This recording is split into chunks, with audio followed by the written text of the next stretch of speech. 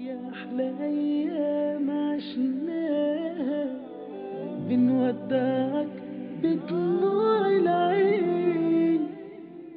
ناظرین، تفکر میں اس وقت ہم بات کر رہے ہیں فیملی پلاننگ کے حوالے سے، خاندانی منصوبہ بندی کے حوالے سے، اور جو بنیادی سوال تھا وہ یہی تھا کہ کیا مسلمانوں کو کیا ان کے ایمان کے خلاف ہے خاندانی منصوبہ بندی کی طرف چلے جانا؟ اور سورہ انعام کی جو آیت ہم بنیاد بناتے ہیں، جس کا تلاوت بھی فرمائی ظفر صاحب نے، یہاں پر موجود ہیں.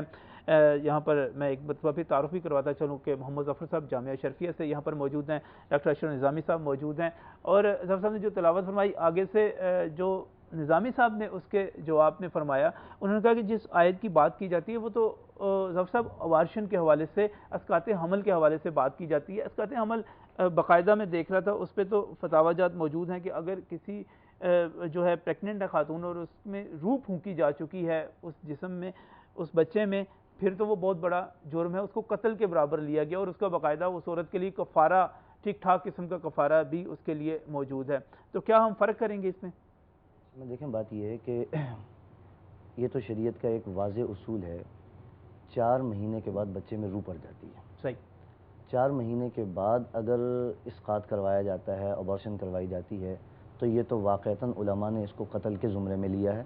اور وہ جو قرآن کریم کی 30ویں پارے کی ایک مشہور آیت ہے، وَإِذَا الْمَوْءُودَةُ سُئِلَتْ، جس وقت قیامت کے دن زندہ درگور کی ہوئی بچی سے پوچھا جائے گا بِأَيِّ ذَنبٍ قُتِلَتْ، بتا تجھے کس جرم میں قتل کیا گیا تھا، تیرا کیا جرم تھا؟ تو علماء نے لکھا ہے کہ یہ جو ابارشن ہے یہ بھی اسی زمرے میں آتا ہے کہ انسان جو ہے نا وہ اپنے دنیا میں وجود لے کر آنے والے ایک بچے کے قتل کا سبب بن رہا ہے.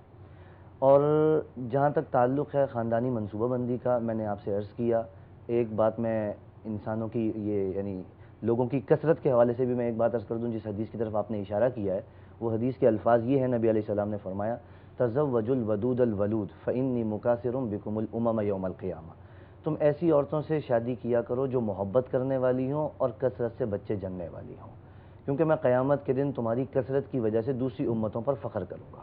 یہ حدیث بالکل صحیح ہے، اور اس کے یہ دونوں مفہوم جو آپ نے ذکر کیے ہیں دونوں بالکل صحیح ہیں. ایک صورت یہ ہے کہ امت کے افراد کی تعداد بڑھ جائے، مسلمانوں کی تعداد میں اضافہ ہو جائے، یعنی مسلمانوں کی نسل بڑھتی چلی جائے. جیسے آپ نے اعداد و شمار ذکر کیے کہ مسلمانوں کی تعداد میں نسل میں ان کی یوں اضافہ ہو رہا ہے، اور آئندہ مزید 20 سالوں کے اندر اتنا اضافہ مزید ہو جائے گا. یہ افراد کا اضافہ ہے. دوسرا جو جس میں کثرت کی طرف جو اشارہ کیا جا سکتا ہے وہ یہ کہ مسلمانوں کی تعداد میں اضافہ ہو جائے گا، لوگ اسلام کثرت کے ساتھ قبول کرنا شروع کر دیں گے. اور دیکھا جائے تو واقعتاً یہ ہو بھی رہا ہے اس وقت، یہ بھی ہو رہا ہے، اور بڑی ماشاءاللہ تعداد کے اندر 9/11 کے واقعات کے بعد تو کہتے بڑی ہیں کثرت کے ساتھ لوگ اسلام کے دائرے میں داخل ہو رہے ہیں. اور یعنی سالانہ جو ہے وہ یہ تعداد بہت معمولی نہیں ہے، سالانہ یہ تعداد 20-25 ہزار سے تجاوز کر چکی ہے. یہ سمجھا جا رہا تھا کہ اسلام ڈپریس ہوگا، اس سے پریشر میں آئے گا، لیکن اس کے باوجود اسلام جو ہے وہ اس سے زیادہ تیزی کے ساتھ پھیل رہا ہے، اور اتنی تیزی کے ساتھ اسلام جو ہے وہ لوگ قبول کر رہے ہیں. آئے دن جو ہے وہ خبریں سننے میں آتی رہتی ہیں، آج فلاں نے اسلام قبول کر لیا، آج فلاں نے اسلام قبول کر لیا. ایک بہت بڑی تعداد لوگوں کی مسلمان ہو رہی ہے. تو نبی علیہ السلام کے فرمان میں یہ دونوں چیزیں شامل ہیں.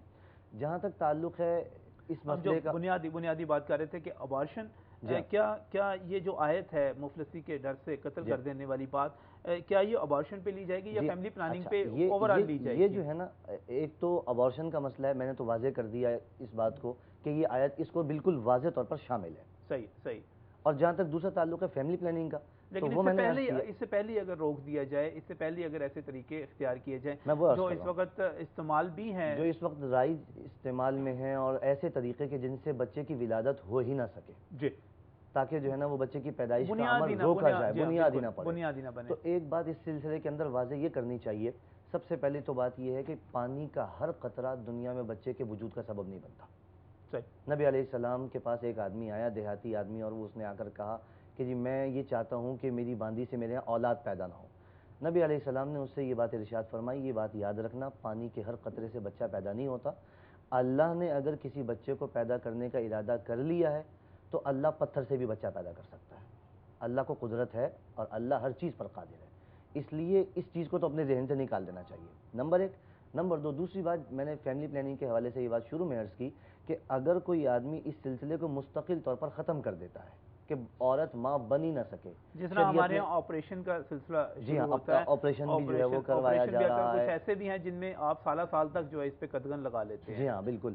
اس چیز کو شریعت کسی صورت میں تسلیم نہیں کرتی. شریعت اس چیز کی اجازت نہیں دیتی کہ عورت کے ماں بننے کا راستہ ہی بالکل روک دیا جائے اور جو ہے وہ عورت آئندہ کی اپنی زندگی کے اندر ماں بننے کے عمل سے ہی ختم ہو جائے. شریعت اس چیز کی اجازت نہیں دیتی. البتہ اگر عورت کی صحت اجازت نہیں دے رہی، عورت بچے کو دودھ پلا رہی ہے، ڈاکٹر یہ کہتے ہیں اگر اس عورت نے بچے کو دودھ پلایا اور اس دوران اس کے یہاں دوسرا بچہ پیدا ہوا تو اس کی صحت خراب ہو جائے گی اور بچے کی صحت کے اوپر بھی اثر پڑے گا. اگر ڈاکٹر اس بات کی اجازت، ڈاکٹر یہ بات بتاتے ہیں، اور ڈاکٹر بھی وہ جو دیندار ہو اور جس کو جو ہے وہ دین کے ساتھ کچھ سمجھ بوجھ ہو، اگر کوئی ایسا ڈاکٹر اس کو یہ بات بتاتا ہے کہ جی آپ کی صحت کے لیے اس وقت میں بچے کی پیدائش مناسب نہیں ہے، تو درمیان میں کچھ وقت کے لیے وقفہ کر لینا شریعت اس چیز کی اجازت دیتی ہے. مستقل طور پر اس کو ختم کر دینا شریعت اس کی اجازت نہیں دیتی. تعلیم و تربیت کے حوالے سے اگر کوئی آدمی وقفہ پیدا کرتا ہے، اس کی بھی شریعت نے اجازت دی ہے. صحت، ماں بچے کی صحت کے حوالے سے اگر جو ہے وہ ڈاکٹر مشورہ دیتے ہیں وقفہ پیدا کرنے کا، شریعت اس کی بھی اجازت دیتی ہے. لیکن اس کے علاوہ اس سلسلے کو مستقل طور پر ختم کر دینا یا جو ہے وہ اس ڈر سے کہ یہ بچہ کھائے گا کہاں سے، پیے گا کہاں سے، اس کی ضروریات کہاں سے پوری ہوں گی، یا رہے گا کہاں پر، تو دیکھیں میرے بھائی ہر آدمی اپنا رزق خود لے کر آتا ہے. اور ایک حدیث سنا کر میں بس آپ کو اجازت دوں گا کہ آپ دوسرا سوال پوچھیں. نبی علیہ السلام کی ایک روایت آتی ہے، نبی علیہ السلام نے فرمایا جس وقت انسان کا اپنی ماں کے پیٹ میں وجود بننا شروع ہوتا ہے تو جس وقت روح پھونکی جا رہی ہوتی ہے، اس وقت روح پھونکنے سے پہلے اللہ تعالیٰ کی طرف سے ایک فرشتہ مقرر ہے. وہ فرشتہ آتا ہے اور وہ فرشتہ آ کر اللہ تعالیٰ سے 4 سوال پوچھتا ہے. سب سے پہلا سوال وہ یہ پوچھتا ہے کہ پروردگار اس بچے میں روح پھونکی جانے لگی ہے، یہ بتا کہ یہ بچہ مذکر ہوگا یا مؤنث. اللہ تعالیٰ بتا دیتا ہے، وہ بچہ اللہ جیسے بتاتا ہے ویسے ہو جاتا ہے. دوسرے نمبر پر فرشتہ یہ سوال پوچھتا ہے کہ پروردگار یہ بتا کہ اس بچے کا رزق کتنا ہوگا. وہ فرشتہ اس وقت میں سوال پوچھ رہا ہے جس وقت میں ابھی بچے کے اندر روح نہیں پھونکی گئی. فرشتہ یہ سوال پوچھتا ہے کہ پروردگار بتا اس کا رزق کتنا ہوگا. اللہ بتا دیتا ہے، جتنا اللہ بتا دیتا ہے اس میں ذرہ برابر بھی کمی بیشی نہیں ہو سکتی. جو لکھ دیا اللہ نے، جتنا لکھ دیا، جہاں سے اللہ نے لکھ دیا اس کو وہ رزق مل کر رہے گا. تیسرے نمبر پر اس کی عمر فرشتہ پوچھتا ہے کہ پروردگار اس کی عمر کتنی ہوگی. اللہ تعالیٰ بتا دیتا ہے، فرشتہ لکھ دیتا ہے، اس کے مطابق اس کی عمر طے ہو جاتی ہے. اور چوتھے نمبر پر فرشتہ یہ پوچھتا ہے کہ پروردگار یہ بتا کہ یہ بچہ سعید ہوگا یا بد نصیب ہوگا، نیک نصیب ہوگا یا بد نصیب ہوگا. اللہ جو بتا دیتا ہے ایمان والا ہوگا یا ایمان والا نہیں ہوگا. یہ ساری چیزیں اس کا مطلب یہ ہے کہ رزق جو ہے وہ اللہ نے پہلے سے طے کر رکھا ہے. صحیح، وہ طے کر رکھا ہے. لیکن اس کے باوجود دوسری طرف میں دیکھ رہا تھا جتنے ہم فیملی پلاننگ ایسوسیشن کے دیکھ لیں، آپ سرکاری جو آپ کا ڈپارٹمنٹ ہے اس کے دیکھ لیں، ڈاکٹرز کے پاس جتنا لٹریچر آتا ہے ان میں تو باقاعدہ آپ کے پاس احادیث کی صورت میں، واقعات کی صورت میں جواز دیا جاتا ہے کہ جو ہے یہ فیملی پلاننگ کرائی جا سکتی ہے. اور جس چیز کی مخالفت ظفر صاحب یہاں پر کر رہے ہیں کہ مستقل جو ہے آپریشن، میرے خیال اس کا جواز بھی دیا جاتا ہے.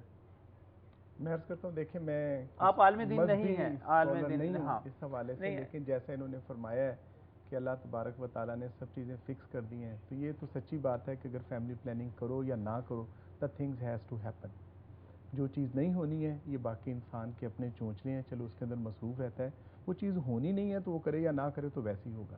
سو اس لحاظ سے تو میں سمجھتا ہوں یہ گفتگو ویسے ہی سے اچھا آپ کہتے ہیں کہ وہ کرنے کی ضرورت ہی نہیں ہے جب ہر اس چیز کے ساتھ لکھی ہوئی ہر ہے چیز پہلے. ہو گیا تو اس کے ساتھ. لیکن نہیں ہو، میں صرف اور صرف اپنی جو آپ کے ساتھ گفتگو رکھوں گا صرف ایک سوشل اسپیکٹ ہے. جی. اور سیکنڈ جس کی کہ خود حضرت صاحب نے کہا ہے کہ اگر تعلیم و تربیت کے حوالے سے بھی پلاننگ از دیئر، جس کی شریعت جیسے انہوں نے فرمایا کہ اجازت دیتی ہے.